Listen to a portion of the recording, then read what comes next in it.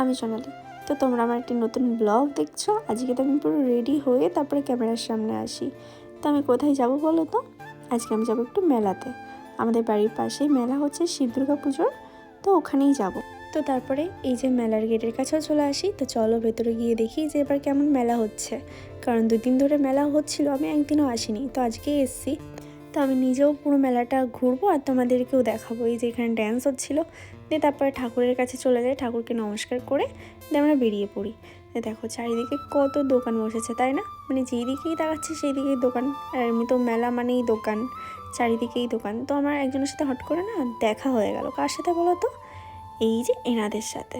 এবার আমি যে কোনটা নেবো আমি বুঝতেই পারছি না, এত কিউট পুতুলগুলো, মানে যেটাই দেখছি সেটাই পছন্দ হয়ে যাচ্ছে। দিয়ে তো দোকানদার আমাকে সব পুতুলগুলোই বের করে দিল যে দেখো কোনটা নেবে। তো তারপর অতগুলো পুতুলের মধ্যে তো আমার এটাকেই বেশি পছন্দ হয়েছে, তো আমি এটাকেও নিয়ে নিই, তার সাথে সাথে এটাকেও আমি নিয়ে নিই, কারণ দুটোই অনেক কিউট ছিল। তো দুটোকে আমি রেখে আসতে পারিনি। তারপরে আমি এই যে একটা মালা কিনে নিই। মালা কেনার পর ভাবছি যে আমি কী কিনবো। তো তারপরে তো আমি তো বুঝতেই পারছি না যে আমি কী কিনবো, ওই জন্য আমি চারিদিকটা একটু ঘুরে ঘুরে দেখছিলাম যে কী কেনা যায়। আর তো এই যে এইদিকে ঘুরতে ঘুরতে হট করে নজর পড়লে এই চাবির রিংটার ওপর। চাবির রিংটা না খুব কিউট দেখতে, এই জন্য আমি এটাকে নিয়ে নিই। তো নেওয়ার পরে চলে আসি এই কাপ প্লেটের দোকানে। তো এসে এই যে মা কাপ কিনছিল, পরে তো আমি এই যে একটু ঘুগনি খেয়ে নিই। তো ঘুগনি খেতে গিয়ে না এই ব্যাগের দোকানে ব্যাগটার উপর নজর যায় আমার। তো ব্যাগটা এত সুন্দর লাগছিল, তো আমি এই ব্যাগটাকেও নিয়ে নিই। নেওয়ার পরে এই যে এখানে ড্যান্স হচ্ছিলো, এই জন্য একটু ড্যান্সও দেখে নিই দাঁড়িয়ে দাঁড়িয়ে। তো ওই যে দূরে দেখছো না নাগরদোলাটা, ওটাতে না আমার খুব উঠতে ইচ্ছা করছিল। তো আমি আমার বোনকে বললাম চ উঠবি, ও তো মুখের উপরে বলে দিল যে না আমি তো উঠবো না। তো তারপর একটা আইসক্রিমের দোকানে গিয়ে একটা আইসক্রিম কিনে নিলাম। তো ওটাকে খেয়েই যে আবার একটুখানি দাঁড়াই।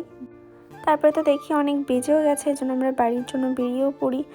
তো মেলাও ঘোরা যেহেতু শেষ, তো আসার সময় দেখি যে এখানে না হাতে অনেক কিছু বানাচ্ছিল, যেরকম কুলো, পাখি, ফুল, বেশ ভালো লাগছিলো। তারপরে এই যে এখানে ঠাকুরটাকেও দেখে নিই। দেখো রাস্তা পুরো ফাঁকা, কয়েকজন আছে, তো আমরাও আসি। তারপর বাড়িতে এসে তো আমি এই পুতুলটাকে নিয়ে বসে পড়ি বাচ্চাদের মতো। তো এই পুতুলটাই না গান হয়, তো তোমরাও একটুখানি শোনো।